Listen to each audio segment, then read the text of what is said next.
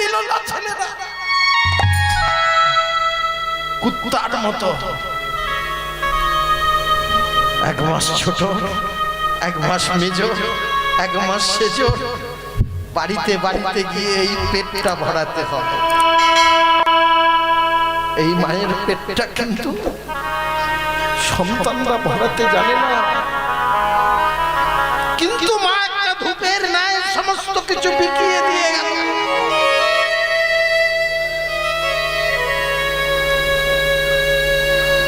শুধু তাই নয়,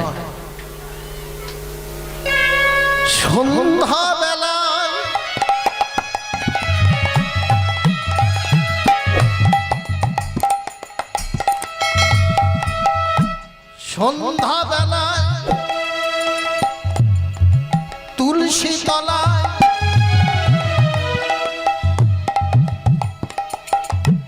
প্রজ্বলিত দীপ নিভে যাবে সেই প্রদীপ, নাই কখনো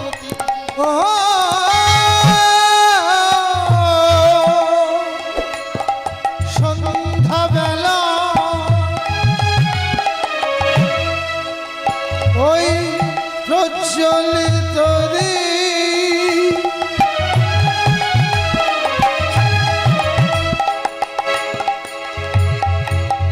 তিলে তিলে, আজ তিলে তিলে যাবে, নিভে যাবে, জ্বলবে না প্রদীপ। আর সন্ধ্যাবেলায় তুলসী তলা জ্বালাও যে প্রদীপ, তিলে তিলে নিভে যাবে, জ্বলবে না প্রদীপ। ওমা, প্রদীপ কখন নিভে যায় বলতে পারো?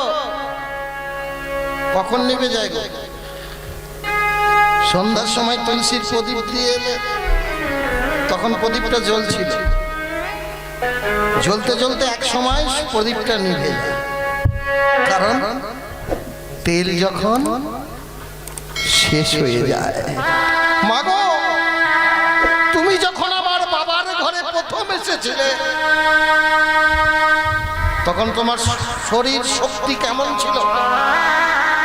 একা হাতে কতদিন সামলেছো? খাটতে খাটতে খাটতে খাটতে যখন আর শরীর বইবে না তখন আস্তে আস্তে সেই উজ্জ্বল প্রদীপটা নিভে যাবে গো মা। যতদিন রক্তর তেজ আছে ততদিন তুমি দাও দাও করে জ্বলছ, কিন্তু তুমি জানো না একদিন তোমার প্রদীপের তেল শেষ হয়ে গেলে কে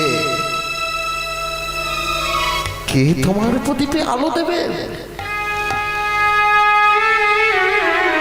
আমার পিতা, আমার মাতা একটা প্রদীপের ন্যায়, নিজের সন্তের ন্যায় পুড়ে পুড়ে ছাই হয়ে গেল শুধু আমাদেরকে আলো দেখানোর জন্য। আজ সেই পিতার সন্তান হয়ে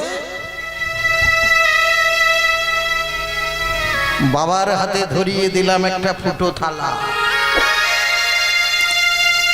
ভিক্ষা করার জন্য। ও মা, এই জন্য বলে লেখাপড়া করতে হয়, নালে পিতৃভক্তি মাতৃভক্তি দেখাবে কি করে? ভালো করে লক্ষ্য করে দেখবেন বাবা, যে সমস্ত ঘরে লেখাপড়া বেশি, শহরের বাবুরা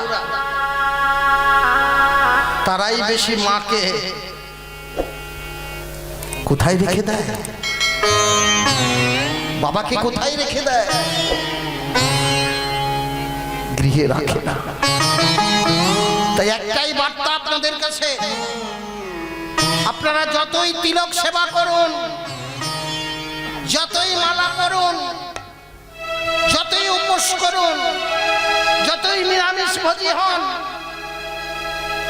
যতই দুগ্ধ পান করুন, ভগবানকে পেতে গেলে ভজন তত্ত্বে আসতে হবে। আর ভজন করতে গেলে সর্বপ্রথম পিতামাতার আশীর্বাদ গ্রহণ। তাই নিজের নিজের মনকে একটা কথা বলে যান, ভজন করনে चाहिए रे मनुआ, साधन करना चाहिए, भजन करना चाहिए रे मनुआ, भजन करना चाहिए, भजन करना चाहिए मनुआ, साधन करना चाहिए, भजन करना चाहिए रे मनुआ, भजन करना चाहिए, ओ भजन करना, भजन करना,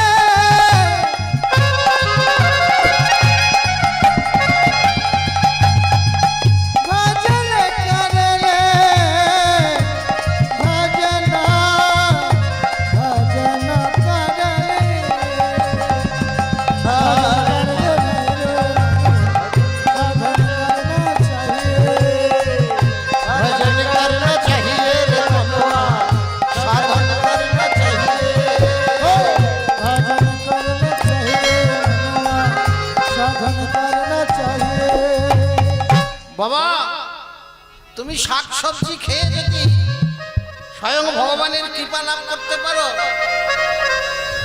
अजावन कर्मिन न पायो मृग भक्षण करते हैं, अजावन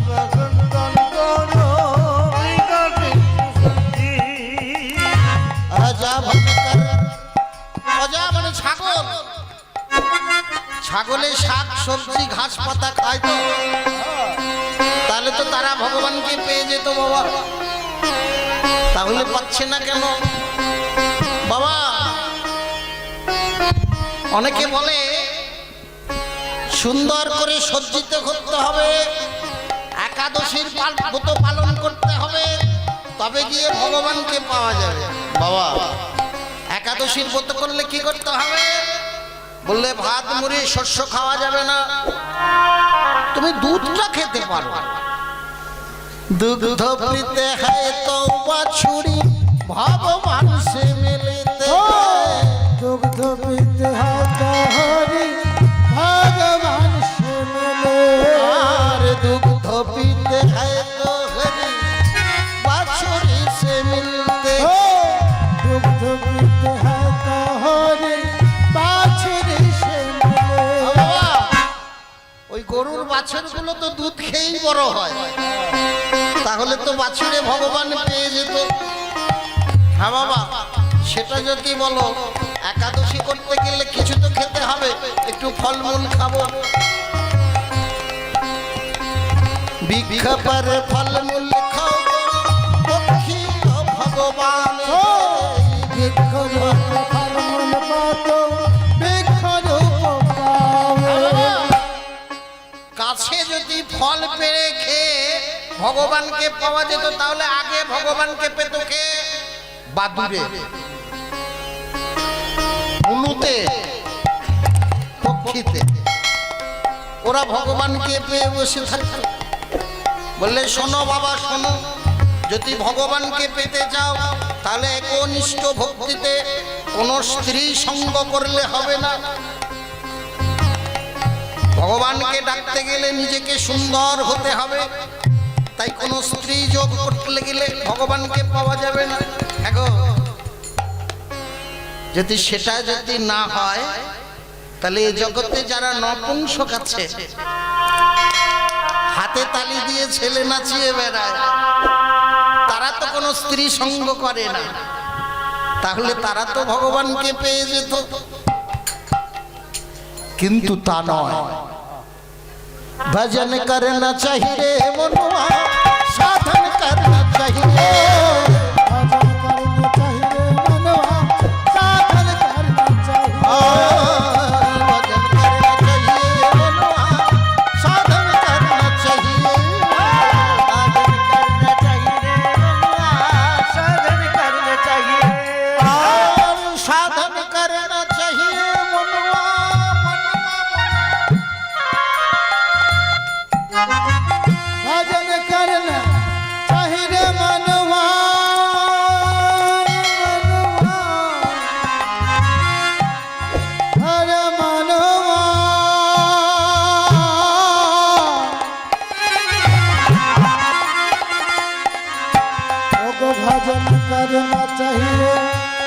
भजन करना चाहिए भजन करना चाहिए भजन कर ले मनवा मनवा भजन करना चाहिए मनवा भजन करना चाहिए रे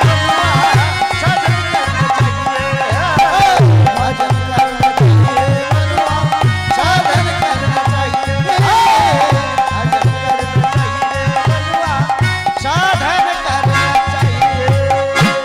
जय श्री राधा रानी की जय। রাধা শক্তি ধারণ করলে ভগবানের কৃপা হয়।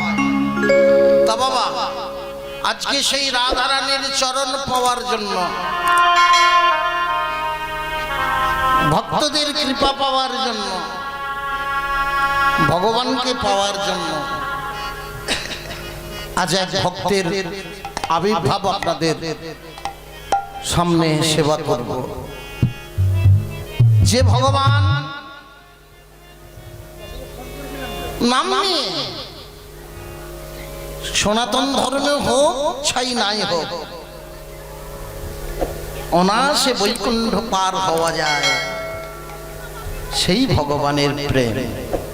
সভাটি হলো কেমন? রাধারানীর কৃপা পাওয়ার জন্য সকলে মিলে বৃন্দাবনে গমন করলেন।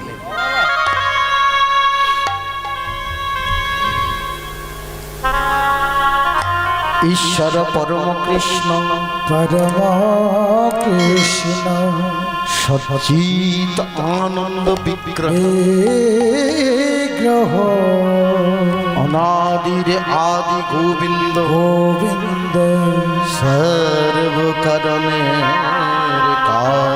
सर्व कारणे सर्व कारणे कारण মামা বলতেন, আমার মামা ঈশ্বর গৌরীশঙ্কর বন্দ্যোপাধ্যায়, তিনি বলতেন, ভাগ্নে কীর্তন গান করতে গেলে একটা অন্তত কীর্তনের গান করবি। আর কীর্তন গান কাকে বলে?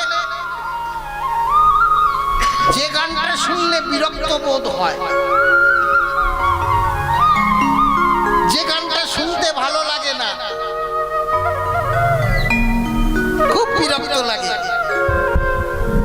কীর্তনের আসরে সেটাই হলো আসল কীর্তন। তা বাবা, ভগবানের গুণকীর্তন করতে গেলে তো আমাদের মনটিকে এক জায়গায় স্থির করতে হবে। তাই স্থির করতে গেলে কি করতে হবে? সকলে মিলে সেই মধুময় বৃন্দাবনে প্রবেশ করতে হবে। চলুন একবার সবাই মিলে শ্রীধাম বৃন্দাবনে যাই। বাবা কে কে যাবেন না একবার হাত তুলুন তো। বাবা মাইক ভাই কোথায় গেলে গো? বলছি যে ভাইটি আমার মাইক দিচ্ছে সে কোথায় চলে গেল? তাকে একটু প্রয়োজন ছিল। বাবা জানো, এখানে আমার ছোট ছোট বন্ধুরা এমন কলর কলর কলর কলর করছে যাতে করে মায়েদের ঠিক মতো কর্ণ গহ্বরে কথাগুলি স্পষ্ট শ্রবণ হচ্ছে না। আমি বললাম কে কে মধুময় বৃন্দাবনে যাবেন না হাত তুলুন। আপনারা হাত তুললেন, তার মানে কেউ যেতে চান না তো? এত কষ্ট করে হরিনাম সংকীর্তন করে যদি মধুময় বৃন্দাবনে না যায় তাহলে মধু পাবো কি করে? হ্যাঁ বাবা, এই যে পূজা হচ্ছে, সেবা হচ্ছে, একটু বস না ভাই, তুই একটু বস। কিছু করতে হবে না, আমি মাঝে মাঝে তোর মুখটা দেখবো, আমার বুক ভরে যায়। একদম সত্যি, এত সুন্দর মাইক, মানে ওকে আশীর্বাদ না করলে পাচ্ছি না। ভগবান যুগ যুগ জিও, তুই খুব সুন্দর কাজ শিখেছিস, তুই বস একটু। তুই চেয়ারটায় বস না, বস। আমার খুব ভালো লাগে।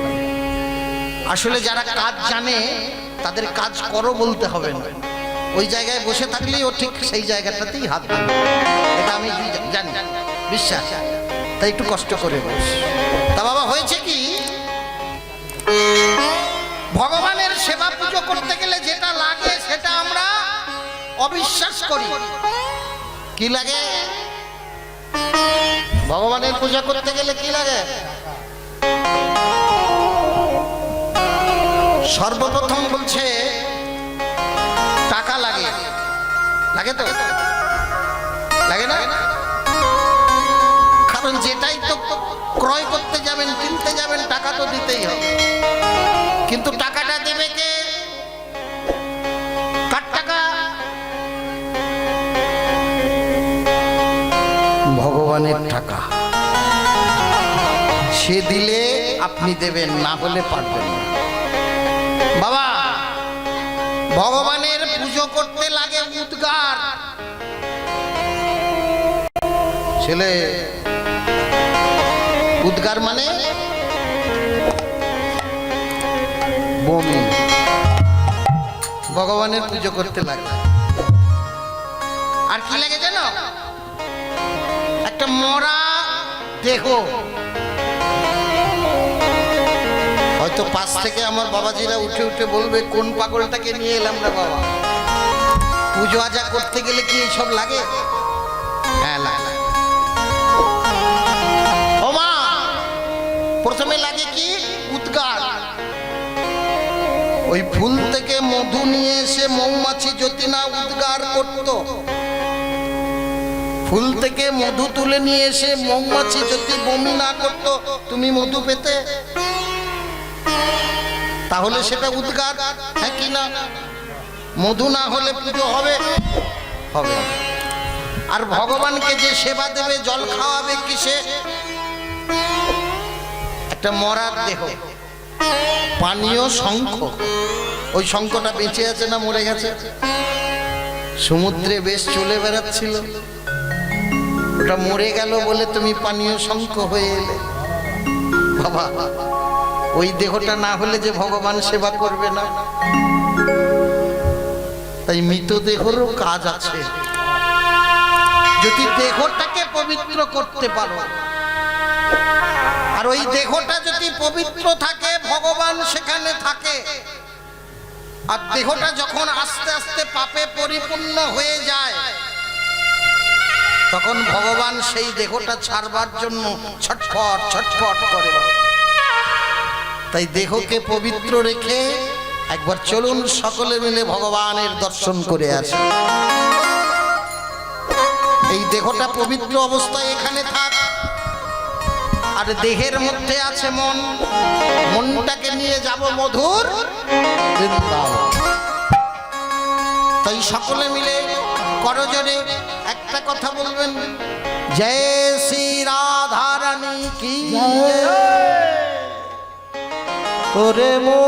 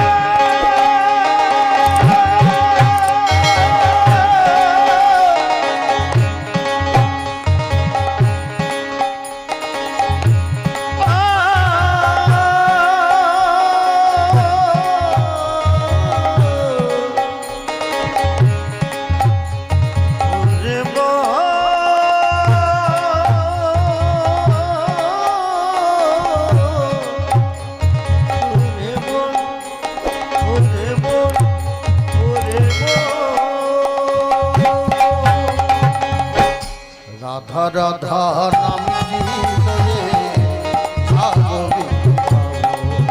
আমি রাধা রাধা নাম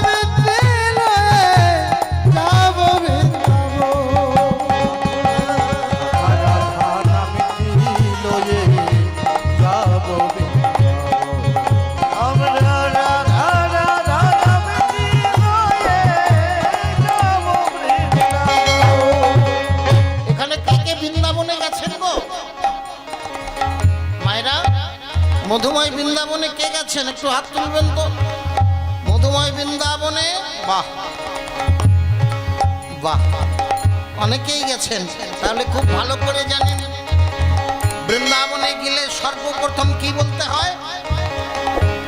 রাধা রাধা। রাধা রাধা না বললে বৃন্দাবনে যাওয়া যায় না।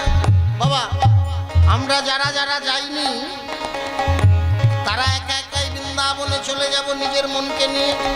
কি করে? মধুর মনকে বলতে হবে আমরা করে দেব।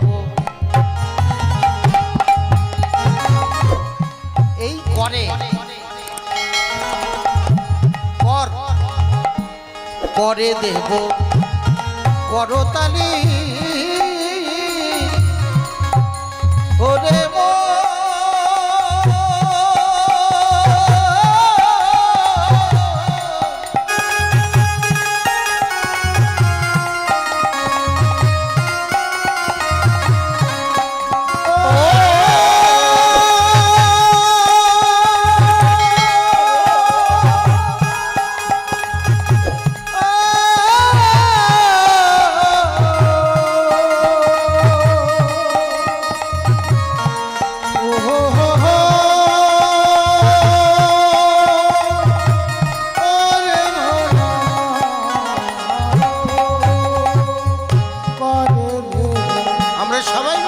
দেব সবাই জয় রাধে জয় রাধে।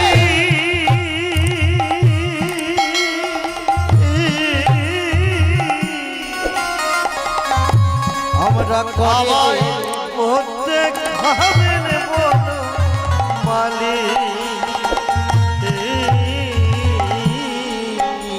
আমরা করে দেব করে দেব। কেন কেন দেব? ওমা, এই রাধা রাধা বলে করতালি কেন দেব? কিসের জন্য দেওয়া হয় বাবা? করতালি কেন দেব? করে দেব করতালি, কারণ যারা বৃন্দাবনে যায়নি আমাদের পথ দেখাবেন স্বয়ং বনমালী। তাই বৈষ্ণব পদকবি বললেন করে দেব, এই করে দেব। সবাই মিলে জয় শ্রী রাধে জয় জয় রাধে। করে দেব করে দেব করতালি আমার পথে খাবে বন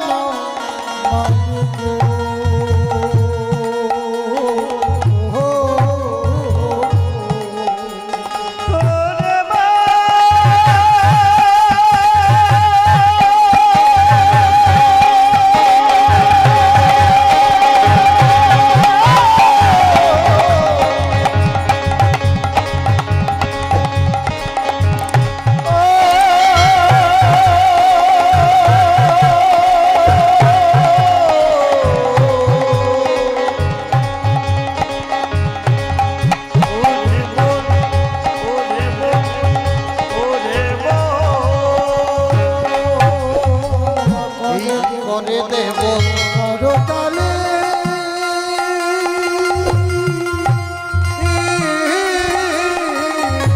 কারণ আমাদের পথ দেখাবে বনমালী।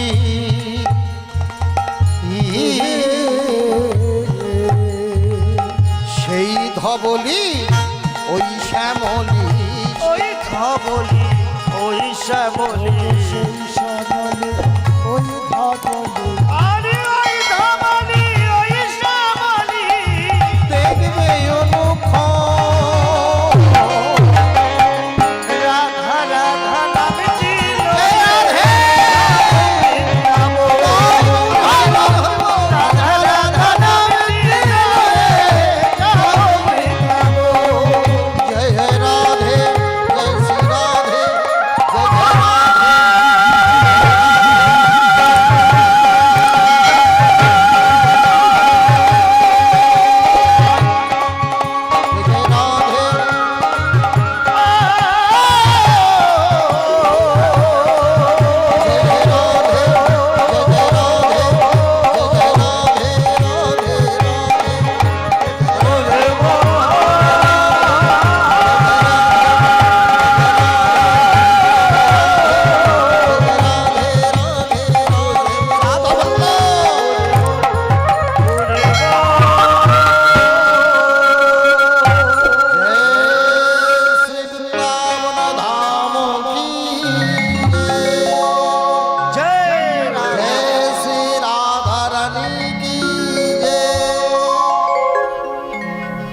মধুময় বৃন্দাবনে দেবঋষি নারদ এসে উদয় হলেন। দেবঋষি নারদ এসে উদয় হয়ে মনে মনে একটি তত্ত্ব প্রকাশ করলেন। কি তত্ত্ব? বললে স্বয়ং বৈকুণ্ঠে যাব, স্বয়ং ব্রহ্মলোকে যাব, স্বয়ং হিমালয়ে যাব। এই তত্ত্ব প্রকাশ করার জন্য বাবা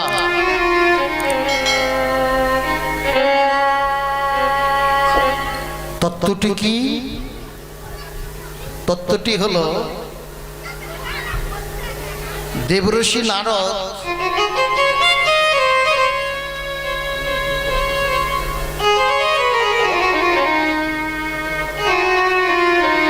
সামনে বসে এত চিল্লাচ্ছিস, তোদের ওষুধ আমার কাছে আছে, একটু পরে পাবি। তার তত্ত্বটা কি? স্বয়ং ভগবানের কাছে গেলেন, গলৎপতি ভগবানের কাছে দেবঋষি নারদ। নারায়ণ নারায়ণ অনহং বমনং শৌরিং বৈকুণ্ঠং পুরুষোত্তম ঋষিকেশং জগন্নাথং মাধবং মধুসূদনম। জয়স্তু নারায়ণ, জয় বাসুদেব। বাসুদেবের দ্বারে গিয়ে করা নাড়লেন, ভগবতে বাসুদেব দেব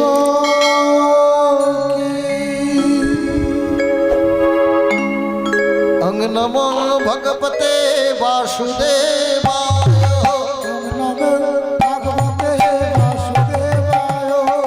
অং নমো ভগবতে বাসুদেবায়,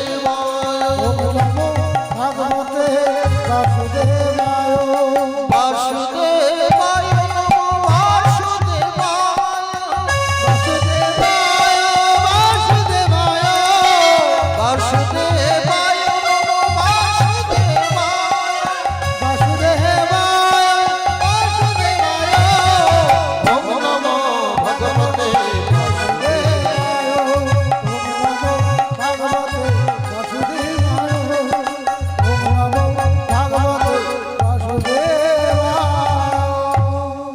গোলকপতি নারায়ণ। এখানে সময় নারদ মুনি নারদকে দেখে স্বয়ং নারায়ণ প্রশ্ন করলেন, কে তুমি? নারদ বলল, প্রভু আমি একটা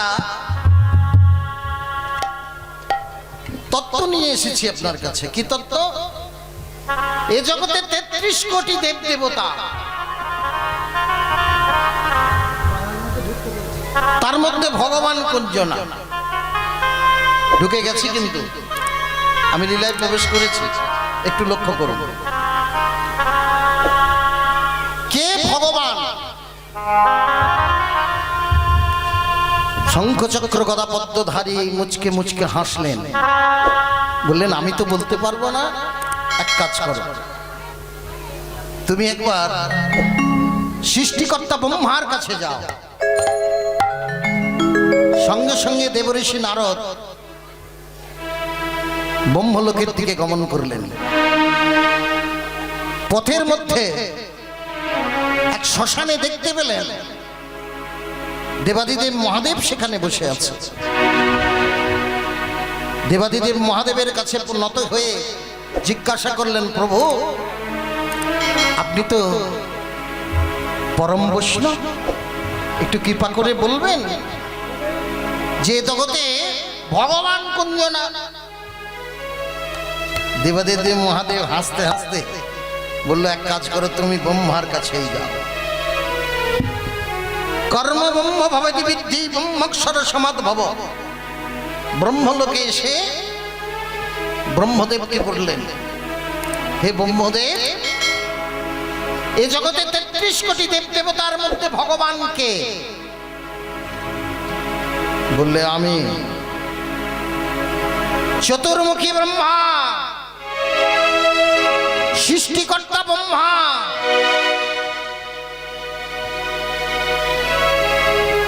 ব্রহ্মলোকের ব্রহ্মা।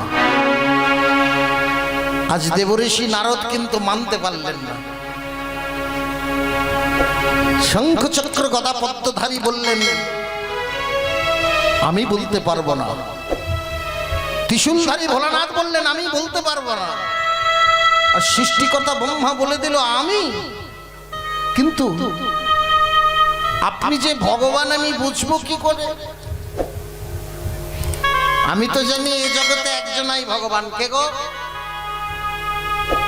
কে গো ভগবান? স্বয়ং কৃষ্ণ। কিন্তু কৃষ্ণ যে ভগবান সেটা আমি বুঝবো কি করে? আসলে ভগবানকে জানার 6টি উপায় আছে। মন দিয়ে শ্রবণ করুন বাবা। যে ভগবান হবে তার 6টি গুণের গুণনিধি।